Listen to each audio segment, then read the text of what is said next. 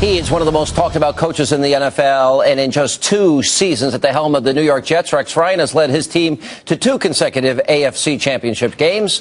And I recently sat down with Rex to talk about his new book, Play Like You Mean It, Passion, Laughs, and Leadership in the World's Most Beautiful Game. Take a look. It's an honor to meet you, Coach. How are you? It's nice meeting you. I'm doing great. You know, I watched all the Hard Knocks, and boy, you're tough to work for. But the players love you. You're having a lot of fun, a blast. Right.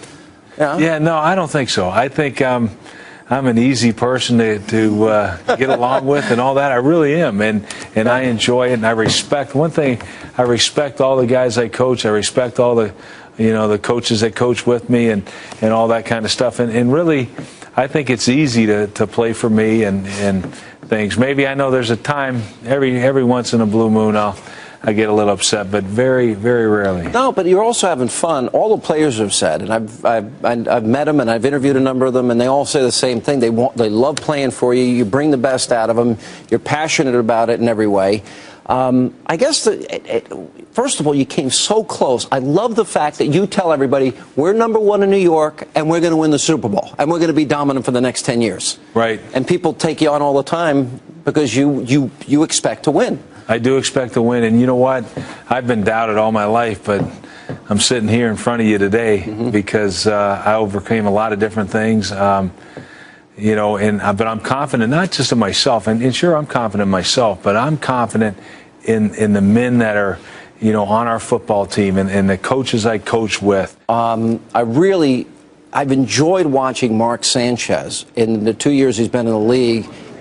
I think he's really grown into what you predicted he'd be, a franchise quarterback, and you can't be a competitive team and get to the Super Bowl unless you have one. What did you see in him early on that really convinced you? First off, it wasn't just what I saw. It's what Mike Tannenbaum, our general manager, we had actually had Woody Johnson down for this private workout. He's the owner of the Jets. Right, absolutely. We had our offensive coordinator, Brian Schottenheimer, there, our quarterback coach, Matt Kavanaugh.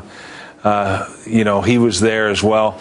And we put him through a grueling workout. I mean, really, every pass known to man, that he did, and he was so accurate. And the thing that impressed me more than anything, though, besides his physical abilities and all that, was the fact that he had 24 receivers out there at his pro day. And there's other top prospects that might have had just 2 guys at his pro day.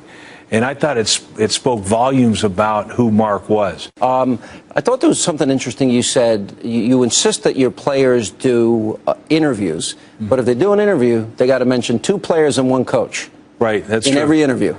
Right, that's what I like to, I'll never tell a player what he can and cannot say, but I will say this. I encourage him, hey, just whatever you do, just mention 2 of your teammates and 1 coach.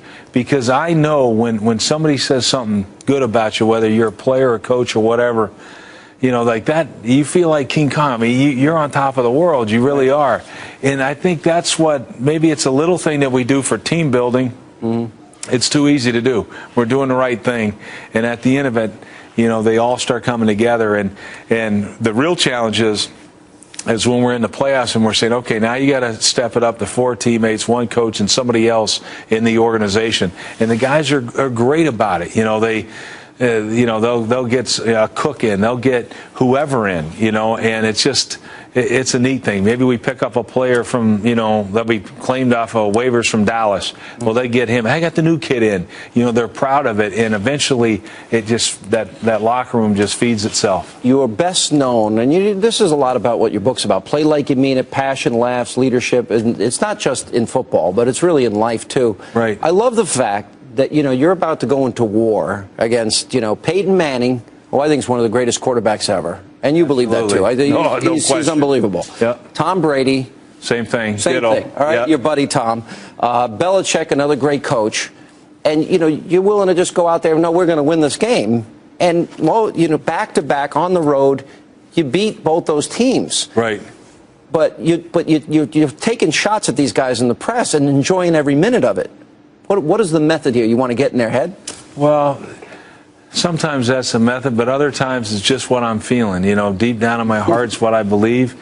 And sometimes it is. Like when I said that it's going to be about Bill Belichick and I, and that's it. Whoever is the better coach that day.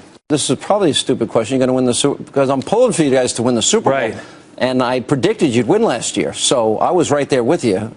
But this year is the year. I believe so. Why? I really do. What's the final? Well, I think, number one, we've been in the same system for 3 years now. So we ought to be around our peak, as far as, hey, this is the time.